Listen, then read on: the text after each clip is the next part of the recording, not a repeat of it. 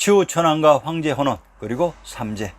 현 차이나 역사라고 조작 이식되어져 있는 25사는 모두 우리의 역사입니다. 왜 중국사 25사가 우리의 역사였는지 구체적인 증거와 함께 역사가 조작된 패턴까지 밝혀보겠습니다. 참으로 간단하고 쉽지만 그것은 천하사를 깨달은 사람들의 한정된 말이고 일반인들은 감히 상상도 할 수 없었던 영역일 수도 있습니다. 치우천왕, 차이나 역사 속 황제 헌원과 전투를 벌였다는 인물이 등장하는데 이분이 바로 치우천왕으로 이분의 존재를 먼저 밝혀봅시다. 신씨 배달국의 환웅 계보를 먼저 인용합니다. 신씨 배달국 환웅 계표. 일대 거발한 환웅, 일명 배달 환웅, 비로자나 불처님입니다. 제14대 자오지 환웅, 일명 치우천왕입니다. 제1대 거발한 환웅이 불교 본전물의 주인공이신 비로자나 부처님이시고 제14대 자오지 환웅의 치우천왕이라고 합니다. 한단고기에서는 제18대 거불단 환웅으로 맥이 끊겨 있으나 제18대 거불단 환웅 이후에도 계속 대를 이어가며 환웅님의 계보가 이어져 내려왔었으나 일제에 의해 모두 역사가 지워져 버리고 이들 천황의 존재를 자신들의 역사로 의식해서 현재의 일본에 천황이 탄생했던 것입니다. 역사 속의 환웅께서는 일반 왕부의 수장이 아닌 전 세계의 법왕 전왕이셨습니다. 이 분들이 바로 우리의 민화에 등장하는 옥황상제 용왕님이셨습니다. 태백일사 신시본기 중에 대저 신시개천에서부터 18세를 전하여 1565년이 흘러서 비로소 단군왕검이 나셨다. 웅씨의 비양으로서 마침내 신씨에 대신하여 구역을 통일하고 관경으로 사만을 나누었으니 이를 단군조선이라고 한다. 환웅천왕의 역사 속에 등장하는 시기가 단군임금의 즉위인 기원전 2333년으로부터 1565년 이전에 환웅천왕의 신시개천이 있었다고 합니다. 기원전 3897년 즉 약 5920년 전에 신시개천이 있었다는 것입니다. 이 신시개천의 장소가 개주인 개경으로 그래서 신중동국 여지스남의 개성에 있었다고 하는 모든 궁실들이 모두 경도인 서울에서 등장했던 것입니다. 이 천황님들이 통치하던 시기가 바로 우리 역사 속 신정일치, 제정일치 사회였습니다. 상기에서 제1대 거발한 환웅이신 비로자나 불처님 이후 제14대 자오지 환웅인 치우천왕까지는 천황님들이 계셨던 곳이 금성천부라고 했습니다. 염제신농, 치우천왕 시대 황제 헌원이 싸웠다고 하는 염제신농의 정체를 살피기 위해 우선 시대적인 연표를 요약해 봅시다. 염제신농은 기원전 3218년부터 3078년까지의 사람이고 헌원은 기원전 2692년부터 2593년까지의 사람입니다. 염제신농은 기원전 3218년에서 3078년의 사람이고 헌원은 기원전 2692년부터 2593년까지의 사람으로 염제신농과 헌원은 약 400년의 연표 차이가 있는 바 헌원이 싸운 상대가 염제신농이 아닌 염제신농의 지위를 봉선에 의해 승계한 그의 후손들 같습니다.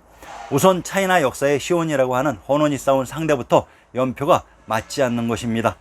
전해에서 사망에 계셨던 곳은 박태의 파촉 중 촉인 비단금자의 금성에 있었다고 했습니다. 천황님은 천부인 금성의 파에 계셨고 천황님의 봉선에 의해 명을 받은 사망은 비단금자의 금성의 촉에 있었습니다. 자, 그러면 치우천왕과 싸웠다고 하는 헌원은 어느 곳에 있었을까요? 황제 헌원. 자, 그러면 중국 역사의 시온이라고 하는 황제 헌원을 살펴봅시다. 황제는 소전의 자손으로 성을 공선 이름을 헌원이라 불렀다. 헌원 때는 신홍씨가 쇠약해져 제후들이 서로 침략 정벌하고 백성들에게 포악하게 굴었으나 신홍씨는 정벌할 수 없었다. 헌원은 덕을 쌓고 군대를 정비하였다. 오행의 기운을 다스리고 5가지 곡식을 심어 만민을 어루만졌다. 사방을 헤아렸다. 곰, 큰곰, 비휴, 이리 범을 길들여 판천들에서 염제와 3번 싸운 끝에 뜻을 이루었다. 치우가 황제의 명령을 따르지 않고 난을 일으키자 황제는 제후들의 군사를 징발해 탕록에 들여서 치우와 싸워 마침내 치우를 잡아 죽였다. 황제란 황 땅을 봉주로 받은 제후입니다. 염제신농이란 환웅인 천황님의 인가를 받은 비왕으로 모든 제후국들을 통치했으나 힘이 약해지면서 권력지향적인 황 땅의 제후 헌원이 염제신농에게 도전했던 것입니다. 황씨는 중국의 고대 신화의 제왕인 사망오제 중 한 명인 황제에서 유래했다고 합니다. 이 후손이 세운 나라가 춘추전국 시대의 황나라이다. 황하가 있는 황토고원지대에 살던 사람은 황토인이라고 불렀다고 했습니다. 현 차이나의 조작 이식된 황하는 대륙을 가로질러 흐르고 있습니다. 그런데 장기 위키백과에서 황토지대에 흐른 하천을 황하라고 합니다. 황하는 누런물이 아니라 황주에 흘렀던 하천이라고 했습니다. 이 황하가 청주를 지나가면 청천강이 되고 한양을 지나가면 한강이 되었던 곳입니다. 천왕님과 사망이 계셨던 곳이 밝혀졌으니 이제 반란의 주인공 헌원이 있었던 곳을 밝혀봅시다. 황제란 황주의 땅을 봉지로 받은 제후입니다. 황해도 황주의 군명을 제한, 용흥, 대룡, 정성, 천덕, 동홀, 취성, 고령, 동홀, 대홀이라고 합니다. 황해도 황주의 군명을 분석해 봅시다. 황주의 군명 중 제한. 황주의 군명 제한이란 강태공의 나라 제후국 제나라가 있었던 곳입니다. 경기도 양천의 군명을 공암, 제양, 파릉, 양평, 양원이라고 합니다. 황주의 군명 제한과 양천의 군명 제양은 동일한 지명을 다르게 표시하는 방식으로 경기도 양천의 군명 파릉이란 신시계천의 무대 파축의 파지역으로 천하의 중심 금성 전부가 있었던 곳의 지명입니다. 황주의 군명 중 용흥. 함경도 영흥의 궁실과 산천을 인용합니다. 선원전 부동남쪽으로 13리 흑성리에 있으니 곧 환조의 옛 저택으로 태조가 출생한 땅이다. 함경도 영흥을 하륜이 비로소 용흥이라 이름하였다고 했습니다. 함경도 영흥을 황주의 군명 용흥이라고 합니다. 신중 동국 여지 승람에서는 이렇듯 팔도를 달리하여 일치되는 동일한 지명들이 수도 없이 등장합니다. 이러한 조작상을 역으로 활용하면 역사의 진실을 밝혀낼 수 있습니다. 황주를 영흥이라고 했으니 이제 영흥의 정체를 밝혀봅시다. 함경도 영흥의 군명을 박평, 쌍성, 화주, 당문, 장령, 화령, 역양이라고 합니다. 함경도 영흥의 군명 박평이란 이곳이 부도 불도인 박토였습니다. 신시계천이 일어났던 박다를 혼원이 봉지로 받았던 것입니다. 그런데 함경도 영흥의 군명 쌍성이 궁금해집니다. 경기도 영평의 군명을 동음, 양골, 영흥이라고 합니다. 경기도 영평의 군명이 또한 함경도 영흥과 동일한 영흥으로 영평은 또한 영주와 동일한 지명을 다르게 표시하는 방식이기도 합니다. 경상도 영천의 군명이 영평과 동일한 영주로 익주와 익양은 동일한 지명을 다르게 표시하는 방식으로 경기도 남양, 전라도 익산, 경상도 영천은 익주와 익양이 중복되는 동일한 지명으로 경기도 남양의 군명 당송이란 탕구루인 당님, 천왕님이 계셨던 곳의 지명이라고 했습니다. 아하, 함경도 영흥의 군명 쌍성이 바로 박토에 있었던 천왕님이 계셨던 천하의 중심 금성과 사망이 있었던 나중에 천왕님이 이동할 당성인 비당금제의 금성을 함께 관할하는 곳이었습니다. 이곳을 헌원이 봉지로 가지고 있었던 것입니다. 아이고, 권력지향적인 헌원이 천하의 중심에 봉지를 가지고 있었습니다. 이번에는 염제 신농의 나라와 싸웠다는 판천 전투의 무대 판천의 지명을 살펴봅시다. 역사를 조작한 현 차이나의 어떠한 지명도 밝혀줄 수 있는데 판천 탕록의 지명들을 모두 숨긴 것 같습니다. 환단고기에서 추우천왕과 황제 헌원의 자료를 찾아봅시다. 삼성기를 인용하면 추우천왕께서 염제 신농의 나라가 쇠약해지는 것을 보시고 웅대한 포부를 가지고서 서로부터 천병을 일으키시고 스스로 색도로 진격하여 회수와 대산 사이에 운거하시고 이에 제후 헌원이 봉교함에 직접 탕록에들로 달려가서 헌원을 사로잡아 신하로 삼으시고 후에 오장군을 파견하여 서쪽 고신을 쳐서 공을 세우시니라. 상기의 지명 중 색도, 회수, 대산, 탕록의 지명을 밝히면 조작된 황제 헌원의 정체가 밝혀질 것입니다. 색도, 부도지에 나오는 부도가 박토로 그 시스템 내부에 들어온 사람에게는 신인과 대인이 되도록 도와주는 홍익인간 해주는 센터가 바로 중국 신주, 신도, 천덕, 천축, 천부인 것입니다. 이 센터가 바로 스키타이 석색하불입니다. 색도란 샥하의 터인 샥도, 샥달, 샥토인 박토였습니다. 박토는 헌원이 봉지로 가지고 있었던 황주라고 했습니다. 회수, 회양, 회주의 흐름물이 회수인 것은 지리의 기본 상식입니다. 경기도 회양의 군명을 강연성, 연성, 회주, 교주라고 합니다. 이 중 연성과 교주의 지명을 밝혀봅시다. 경기도 회양의 군명 회양과 회주는 동일한 지명으로 이곳의 흐름물이 회수가 되며 연주에 있는 성이 경기도 회양의 군명 연성이 됩니다. 평안도 개천의 군명이 연주로 평안도 개천과 전라도 광산은 익주의 군명에 중복되는 동일한 지명으로 평안도 개천의 군명 조양이 바로 조선의 의미입니다. 전라도 광산의 군명 무주란 이곳이 무력을 사용한 왕부의 중심 지역이라는 말로 이곳에 있는 문이 서울의 광화문이라고 했습니다. 무주란 천하의 중심 첨부가 있었던 금성의 수호성인 국내성이 있었던 곳입니다. 대산, 대주에 있었던 산이 대산입니다. 경상도 송주의 군명을 신안, 가야, 송산, 경산, 대주라고 합니다. 경상도 송주의 군명이 대주로 송주의 군명 신안과 신도는 동일한 지명을 다르게 표시하는 방식으로 이곳을 또한 서울인 경산이라고 합니다. 경상도 송주의 불어를 인용합니다. 용흥사, 고을성 부문 밖에 있다고 했습니다. 용흥사란 용흥이라는 지역에 있었던 사찰인 것은 지리의 기본 상식으로 황해도 황주의 군명이 용흥으로 이곳은 헌원이 봉지로 받은 지명이라고 했습니다. 이렇듯 고대사의 모든 비밀들을 풀 수 있는 지리지가 신증동국여지 승남입니다. 탕록대전의 탕록이란 촉에 있었던 탁금천광의 금강과 압록강의 합성어였던 것입니다. 주천왕과 황제 헌원이 충돌했던 색도와 회수, 대산, 탕록은 모두 신시계천의 무대 경도인 서울의 파촉의 지명으로 신증동국여지 승남이 황제 헌원이 천왕님의 제후였었다는 것을 입증하고 있습니다.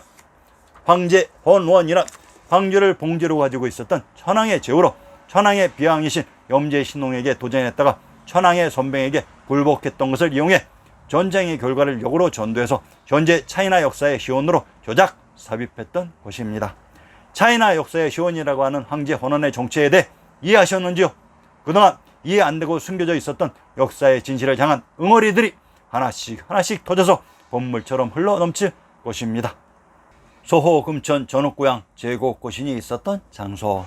자, 이제 역사 속 처음으로 천왕님에게 항명한 헌원의 사건이 있은 다음에 천하의 중주에서는 어떠한 변화가 있었을까요?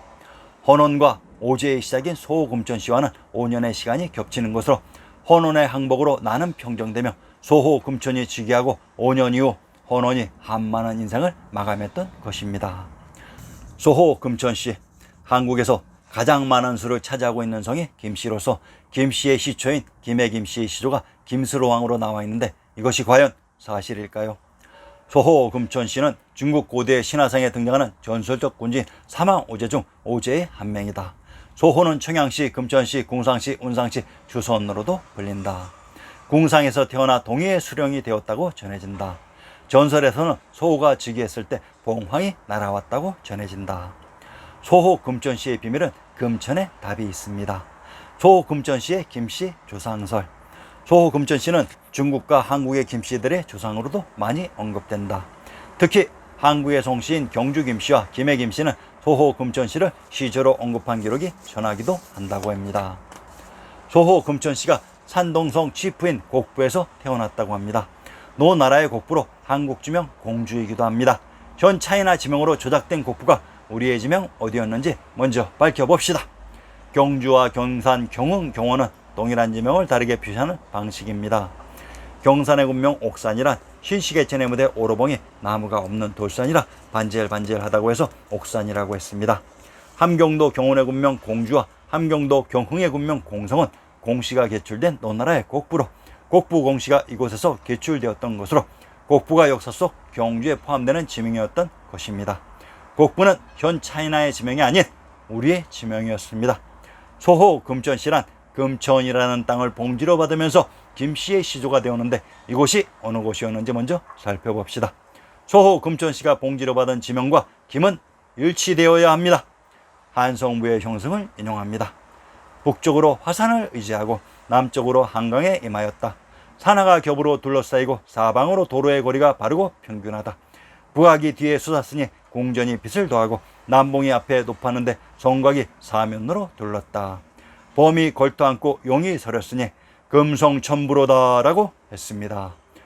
소호금천의 금천이란 한성부의 형성인 화산에 있었던 천하의 중심 금성천부의 약자로 금성이란 금주, 김해, 금능, 금산에 있었던 성입니다. 소호금천씨가 김씨의 시초이며 김해 김씨의 시조가 되십니다. 상고사에 등장하는 인물 중 태호 복귀씨가 나오는데 금천의 소호와 복귀의 태호는 이 두 분이 혈연상으로 연결되어 있었다는 강한 암시를 주는 호칭입니다. 태호 복귀씨는 5세 태우의 환웅의 막내 아들로 소호금천이 천왕님의 후손이었던 것입니다. 참으로 이상합니다. 헌원의 반란 진압 이후 오지의 시작인 소호금천씨가 즉위한 곳이 봉황이 있었던 봉성인 천하의 중심 금성이었습니다. 그러면 오제가 시작하는 이때 천왕님은 사망이 있었던 염제신농의 나라인 촉의 비단금자의 금성으로 이동하셨다는 말이 됩니다. 천왕님이 비운 천부의 자리를 소호 금천씨가 지켰던 것입니다. 상기 소호가 있었다는 청양시, 금천시, 궁상시, 온양시 주소는 모두 천부가 있었던 곳의 지명들입니다. 전옥고향 제국고신. 현지에 조작된 차이나 역사에는 전옥고향과 제국고신은 헌원의 후손으로 조작해 놓았습니다. 그런데 주나라 무왕이 은나라 주왕을 멸하고 나서 봉지를 하사하는 장면에서는 다른 소리를 하고 있습니다. 무왕은 성스러운 손자들을 기리는 의미에서 흰농의 후손을 초해, 황제의 후손을 축에, 요의 후손을 기해, 순의 후손을 진해, 우의 후손을 기해 각각 봉하고 보상했다. 공신과 모사를 봉했는데 사상부가 가장 먼저 봉해졌다. 주나라 무왕은 염제신농과 황제헌원, 제후요, 우순, 한나라우를 각각 다른 혈연으로 간주해서 각각의 봉지를 하사했던 것입니다. 그런데 우리가 주의해서 살펴보아야 할 것은 소호, 금천, 전옥고향, 제국고신의 후손에게는 봉지를 하사하지 않았다는 사실입니다. 왜 그랬을까요?